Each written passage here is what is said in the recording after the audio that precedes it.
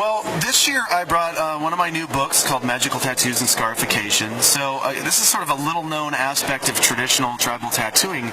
It's sort of its connections to the supernatural realm, how it's related to religious concepts. And so it's a 10-year project, basically. It's all brought together beautifully. It's a beautiful photographic book.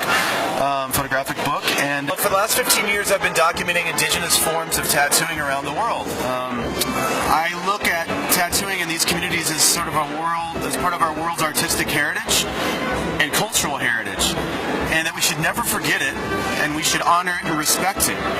And my hope is that through my projects that I can document it for future generations in those communities, especially where it's vanishing or it has died out completely, and the hope that it will be revitalized and it will come back and continue into the future.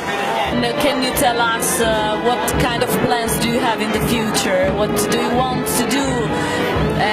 How do you want to continue in your work, in your job, in your researches? Sure. I mean, the main thing now is continue to write up results.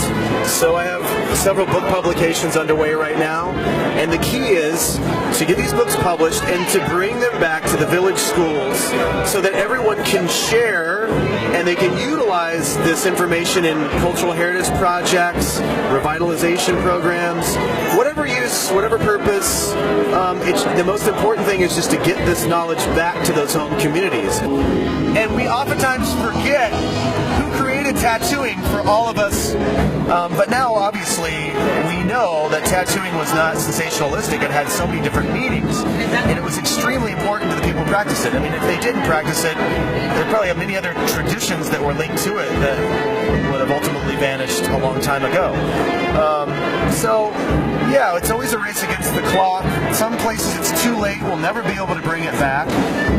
But in those places where it's still alive, there's hope that it will continue into the future. In most of these tribes, tattooing occurred at a very early age. I mean, I can think of some at 7 years of age, 8 years of age. I mean, and as far as scarification is concerned, I know of groups where their children are scarified facially at 2 or 3 years of age, because they're not even considered to be a member of the tribe until they wear these identifying marks. They're almost considered to be aliens. They wouldn't be buried in the same cemetery if they hadn't received these markings. Like, let's say they passed away before they were 3 years old, they wouldn't even be allowed to be buried with their ancestors or their relatives because they're not part of the group.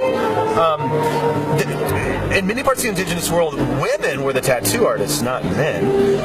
But one of the most popular regions, that we know of tattooing today is Polynesia. But there, it's largely a male-centered, male-focused group of tattooists. Although there are a few islands where women were tattooists. But I would say around the tribal world, of those societies where tattooing was practiced, probably 60 to 75% of those cultures, women were the tattoo artists, not men. So it's sort of a little-known, surprising fact. So this is what this woman has. She has rice bundles here. These are mountains. These are footpaths, to tell you the truth. These are python scales, and then these are centipedes that go over their back. Now the python and the centipede are sort of these magical creatures that would provide signals on the warpath. And they're also protective to some degree. Women also said that if your body is fortified with python scales like this, your skin will never get wrinkled when you become an old woman. No, I don't know if that's true, but they've been doing it since thousands of years, so it must work. Otherwise, why would they be doing it? So yeah, all of these have different meanings, each symbol. So it's very difficult sometimes because one valley may wear the same symbol but have a completely different meaning and a completely different word for it. And that's why it's always been difficult. I think no one tackled Kalinga tattooing before because it was very confusing. One village to the next could have completely different meanings, although it's the same symbol. So you have to go to every single valley and ask the same questions and then write down the answers. And that takes a lot of time and that's a lot of patience.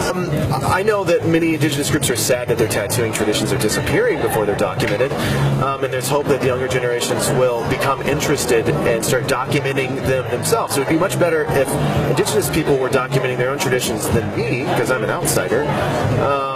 but I'm trying my best, and I know that I am inspiring some younger people to, as filmmakers, as photographers, as oral historians, as anthropologists, documenting their own tattooing traditions. And I think they could do a better job, because I speak some languages, but I don't speak, many tribal languages.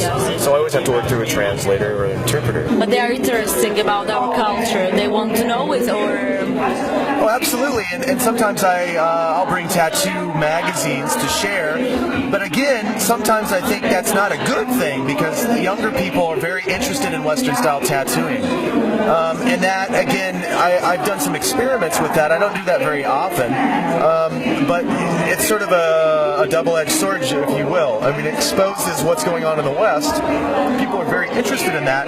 But then if they move too far away from their traditional tattooing culture and all they want to do is get Western style tattooing at a convention, I think that's a bad thing. What do you think about Florence Tattoo Convention? I think this is a very unique and special convention, just because they do showcase traditional tattooing in its many forms. I mean, we have people working in Thai techniques, we have people working in hand poking, skin stitching, hand tapping, we have artists from around the world. They do photographic exhibitions every year, focusing on particular tribal peoples, and all the information and knowledge that goes behind those tattoos. So I really feel like tribal tattooing is alive and well here at the Florence Tattoo Convention, and I hope it continues into the future. And we hope that you will come also the other years. We are very happy that you came here, really. Well, me too. I'd love to come back.